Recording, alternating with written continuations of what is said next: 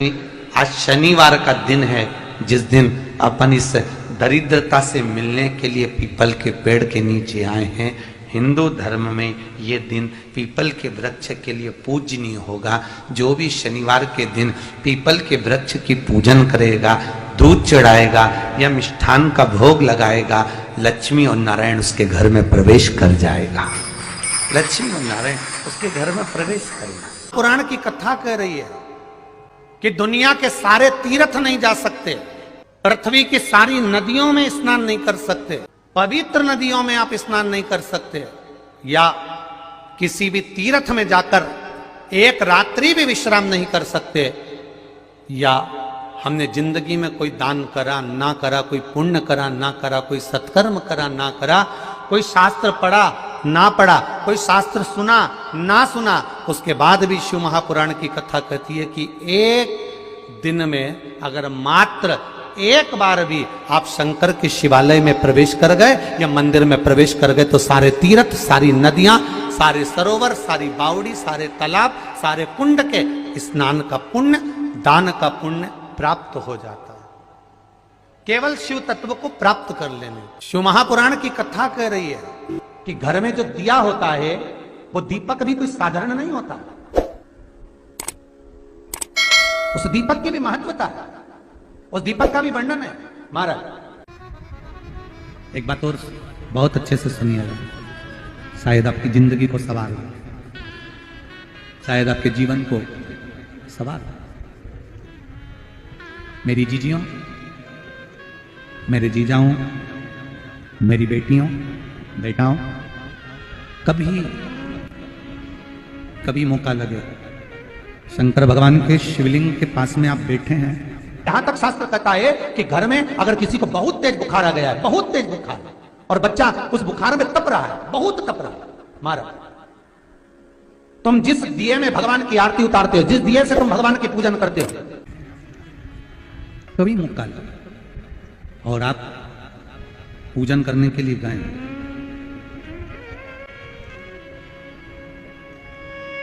कभी पूजन करने के लिए, और आपको शंकर भगवान के शिवलिंग के पास में या शंकर भगवान के शिवलिंग के ऊपर कनेर का अगर पीला फूल देखा है ना आप लोगों ने, अरे बोलो तो जमके, देखा है? कनेर का यदि पीला फूल शिवलिंग के आसपास में या शंकर भगवान के ऊपर कहीं रखा हुआ भी दिख जाए, विषम परिस्थिति हो, बहुत हिम्मत ना हारते हुए, तभी भगवान अकेले में एकांत में आप पहुंचे उनके पूजन के लिए, कनेर का पुष्प वहां रखा है, चाहे वो जलाधारी पर रखा हो, चाहे वो शिवलिंग के पास में रखा हो, शिवलिंग पर रखा हो, उस कनेर के पुष्प को अगर आप 5 जगह का स्पर्श कराकर अपने हृदय की बात कहकर वापिस महादेव को समर्पित कर देते हो तो भी मेरा महादेव तुम्हारे दुख का निवारण कर देगा। अब वो 5 स्थान, वो 5 स्थान, पहला गणेश जी, गणेश जी का जो स्थान होता है वह जगह, दूसरा षडानंद कार्तिक, तीसरा अशोक सुंदरी वाला स्थान, चौथा जलाधारी जो ऊपर से बूंद बूंद जल नीचे गिरा रही है, जया, विषहरा, शामली बारी, दौतली, देव, शंकर जी की 5 बेटियों का, और 5वें नंबर का है शंकर भगवान के, जो कैसे वर्णन किया जाए, त्रिशूल के 3 भाग होते हैं। करें दर्शन आप लोगों ने, जैसे सामने त्रिशूल लगा है, इस त्रिशूल के ऊपर देखेंगे तो 3 भाग दिख रहे हैं, नजर आ रहे हैं सबको?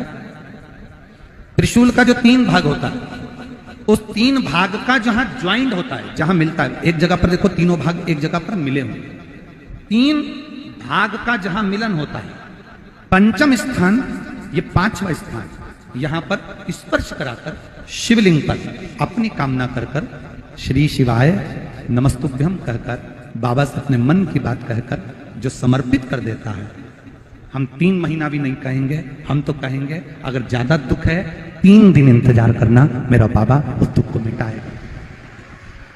3 महीना बहुत दूर, पर करना है दिल से। और कई तरह के दीपक होते हैं, दीपक का भी विधान वर्णन किया गया, उस दिए का भी वर्णन किया गया। यहां तक शास्त्र कहता है कि घर में अगर किसी को बहुत तेज बुखार आ गया है, बहुत तेज बुखार, और बच्चा उस बुखार में तप रहा है, बहुत तप रहा है, मारा, तुम जिस दिए में भगवान की आरती उतारते हो, जिस दिए से तुम भगवान की पूजन करते हो, उस दिए की बत्ती को नीचे डाल दीजिए और उस दिए को पानी की बाल्टी में धो दीजिए। कौन सी बाल्टी में? जिस बाल्टी के पानी से आप बच्चे को स्नान करा सको। मारा, केवल भगवान पर से ले जाकर, पास में से ले जाकर उस बाल्टी में थोड़ी देर डाल दो और उस बाल्टी के पानी से उस बच्चे को स्नान करा दीजिए। 15 से 20 मिनट, आधा घंटा लगेगा बच्चे का। बड़ी बेचैन दिख रही हो तुम, क्या बात है? पार्वती जी कहती है, देवव्रत, कश्मीर प्रदेश का एक भक्त देवव्रत बेलपत्री के वृक्ष के नीचे बैठकर आपका मंत्र जाप कर रहा। मैं आपको जगाना नहीं चाहती थी, पर बेलपत्री के वृक्ष के नीचे लक्ष्मी झाड़ू लगाती है, सरस्वती वीणा बजाती है, इंद्राणी उस बेलपत्री के वृक्ष के नीचे जल का सिंचन करती है, 33 कोटि देवी देवता उस बेलपत्री के वृक्ष की जड़ में विराजमान होते हैं। इसलिए देवव्रत एक बार पंचाक्षर मंत्र बोलता है तो वो 33 करोड़ बार गिना जाता है, ऐसा बेलपत्री का वृक्ष होता है। बेलपत्री के वृक्ष के नीचे एक बार अगर भगवान का नाम लिया जाता है तो वो 33 करोड़ बार, 33 कोटि बार गिना जाता है। एक मंत्र केवल नमः शिवाय, ओम नमः शिवाय, नमः शिवाय, ओम नमः शिवाय, 33 कोटि बार गिनाया, 33 कोटि।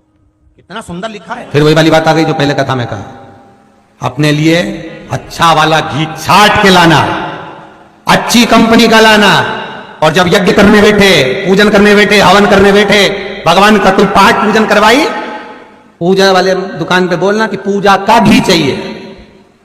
तो वो पूजा का सामान बेचने वाला भी चतुर था, उसने पूजा का ही घी दिया। तो इन्होंने पूछा, भैया ये घी कितने का? तो क्या 80 रुपए का? तो 80 रुपए का आधा किलो? तो क्या पूजा का है? भारत की भूमि पर, इस मृत्यु लोक में, पूरे विश्व में ऐसे कई घर हैं जिनके घर में गुजारा करने के भी आफत है। पहनने के कपड़े नहीं, किसी के यहां पर भोजन नहीं, किसी के यहां जमीन नहीं, किसी के यहां दुकान नहीं, कोई पूरी जिंदगी किराए के मकान में निकाल देता है। नहीं, मेरा एक निवेदन है, इस कथा को जितने छत्रपति संभाजी नगर के श्रोता भाई बहन श्रवण कर रहे हैं उनसे निवेदन करूंगा, आप हाथ का ठेला लगा रहे हो, सब्जी का ठेला लगा रहे हो, फल का ठेला लगा रहे हो, धक्के की जिंदगी जी रहे हो, दरवाजे पर बैठे हो, कहीं ना कहीं तुम दास्य भाव की जिंदगी जी रहे हो, तकलीफ में जिंदगी जी रहे हो, बहुत दुख की जिंदगी जी रहे हो, बहुत कष्ट की जिंदगी जी रहे हो, उनसे केवल निवेदन करूंगा, 3 महीने 2 जगह पर जल चढ़ाना प्रारंभ कर दीजिए, केवल 3 महीने। एक शंकर भगवान के शिवलिंग पर, दूसरा बेलपत्री के पेड़ के नीचे, 2 जगह पर जल चढ़ाना 3 महीने लगातार चालू कर दो, बाबा तुम्हारा हाथ पकड़कर तुम्हें उन्नति की सीढ़ी पर चढ़ा देगा। हमें कोई चमत्कार करना नहीं आता, और ना हम कोई तंत्र विद्या या मंत्र विद्या जानते हैं, ना हमारे पास में बेल है, ना हमारे पास में भभूति है, हमारे पास में तो केवल शिव का नाम है। आप श्री शिवाय नमस्तुभ्यम बोलो, ओम नमः शिवाय बोलो, नमः शिवाय बोलो, चाहे महामृत्युंजय मंत्र बोलो, उसका स्मरण करते करते भगवान शंकर के शिवलिंग पर जल, और उसी पात्र में जो जल तुमने शंकर जी को चढ़ाया है उसमें से बचा हुआ थोड़ा सा जल बेलपत्री के पेड़ के नीचे चढ़ाना प्रारंभ कर दो। अलग से बेलपत्री के पेड़ के नीचे चढ़ाने के लिए अलग से लोटा भर के जल जरूरत नहीं पड़ेगी। जो तुमने शिव जी को जल चढ़ाया, जो तुमने देवाधिदेव महादेव को जल चढ़ाया, बस उसी पात्र का जल शंकर जी को चढ़ाओ, उसमें से बचा हुआ थोड़ा सा जल बेलपत्री के वृक्ष के नीचे चढ़ाना प्रारंभ करना। कौन सा बेलपत्री का वृक्ष? जिसकी छाया आपके ऊपर आ रही हो। शिव महापुराण बड़ी सुंदर बात कहता है, ध्यान दीजिएगा। जिस बेलपत्री का पौधा तुम्हारे सिर का, और ये दोनों हाथ ऊपर कर लो, अपन खड़े हुए और खड़े होकर दोनों हाथ ऊपर करे, इतना बड़ा बेलपत्री का पौधा है, उस बेलपत्री के पौधे की पत्ती को कभी तोड़कर शंकर जी को नहीं चढ़ाना चाहिए। ध्यान रखना, कितना बड़ा पौधा। आप खड़े हो जाओ और खड़े होने के बाद आपका हाथ ऊंचा कर लेना।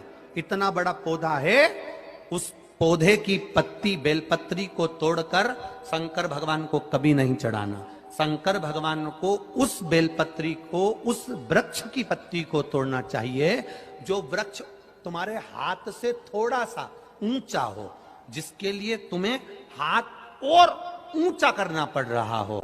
जैसे एक बच्चा अपनी मां की गोद में बैठने के लिए दोनों हाथों से उचकता है, आवाज लगाता है, उचकता है, आवाज लगाता है, हाथ ऊपर करता है, तो मां उस बच्चे को गोदी में ले लेती है। उसी तरह उस बेलपत्री के वृक्ष की पत्ती तोड़ना चाहिए जिसने थोड़ी उन्नति कर ली हो, जो थोड़ा ऊंचा हो गया हो। तुम उसको पाने का प्रयास करो तो भगवान भी तुम्हें अपनी गोदी में ले ले। ऐसे वृक्ष की पत्ती तोड़। अब तुम छोटा सा पौधा, बिल्कुल जरा सा पौधा, उसी की पत्ती तोड़कर महादेव को चढ़ाओगे, ये श्रेष्ठता नहीं।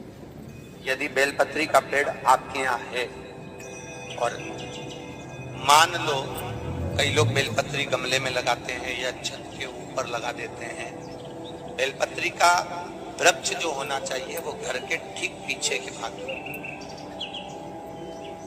पीछे के भाग। या बेलपत्री का वृक्ष अगर पीछे नहीं है तो आप अपने घर से जब बाहर निकलते हैं तो राइट हैंड की ओर बेलपत्री का वृक्ष होना चाहिए। आप जब घर से प्रवेश कर रहे हैं, बाहर की ओर निकल, वो सुख का अनुभव करा। यदि घर से निकलते समय बेलपत्री का पेड़ लेफ्ट में अगर आता है, आप जिस घर से निकल रहे हो लेफ्ट में अगर बेलपत्री का पेड़ आता है तो आप 1 रुपए कमाएंगे, 1.25 रुपए खर्च होगा, पैसा हाथ में टिकेगा नहीं। घर में 10 लोग भी कमा रहे हैं तो पैसा घर में दिखेगा नहीं, आएगा जरूर, सारे काम होंगे पर टिकेगा नहीं। यदि लेफ्ट में, राइट भाग का बेलपत्री सुख का अनुभव। बेलपत्री का वृक्ष घर में लगाओ तो घर के पीछे के हिस्से में लगाना चाहिए, और ऐसी जगह नहीं लगाना कि जहां पर बेलपत्र में गंदा पानी जाए या कोई गंदी वस्तु उसके नीचे पड़े। 33 करोड़ देवी देवता बेलपत्री के पेड़ के नीचे सोमवार के दिन, कोई रविवार के दिन, कोई मंगलवार, कोई बुधवार, कोई गुरुवार, कोई शुक्रवार, कोई शनिवार के दिन बेलपत्री के नीचे आकर 33 करोड़ देवी देवता हो तप करते हैं, साधना करते हैं। बेलपत्री के पेड़ का बड़ा प्रमाण है। एक बेलपत्री ऐसी होती है जो कि शंकर पर अगर चढ़ी हुई है तो वापिस उतार कर धोकर फिर शिव को चढ़ा सकते।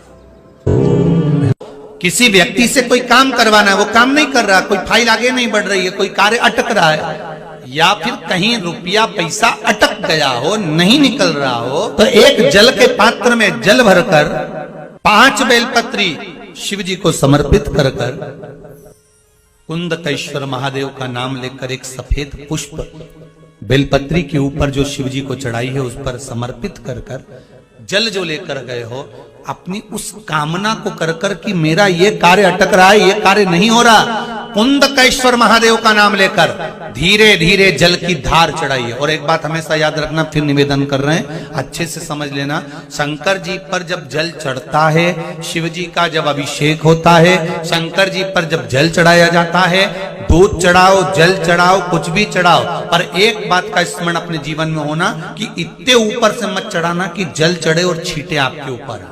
बहुत ध्यान दीजिएगा। हाँ, तो यहां तक वर्णन करा गया है कि शंकर जी का जल चढ़ा हुआ जहां से बहकर जाता है ना, उसको लांगा तक नहीं जाता। यहाँ लांगते हैं क्या? नहीं ना, परिक्रमा भी करेंगे तो वहीं से लौट कर वापिस इधर जाएंगे। शिव जी का जहां से जल बहकर जा रहा हो, चढ़ा हुआ जल जहां से बहकर जा रहा हो, उसको लांगा तक नहीं जाता। और कई लोग बड़े बड़े आनंद में शंकर जी पे इतनी ऊपर से जल चढ़ाएंगे तो वो छींटे पूरे अपने ऊपर आना चाहिए, शरीर पर आना चाहिए। नहीं नहीं, उसका दोष है महाराज, उसका दोष है। आप भगवान को अगर जल चढ़ाओ, दूध चढ़ाओ, तो मान लो अगर जैसे एक सरल भाषा में समझ लो और अच्छे से, कि जैसे ये शिवलिंग है, शंकर जी का ये शिवलिंग है। और आप जल चढ़ा रहे हो तो इतनी ऊपर से छोड़ोगे तो पानी का छींटा तो अपने ऊपर आएगा, पर वही जल, वही दूध, वही सामग्री आप शिवलिंग से थोड़ी सी दूरी बनाकर अगर आप समर्पित करेंगे तो बाबा उसको स्वीकार भी करता है और आनंद की अनुभूति भी होती है, कार्य में सिद्धता भी आती है, कार्य में उसकी सिद्धता भी आती है।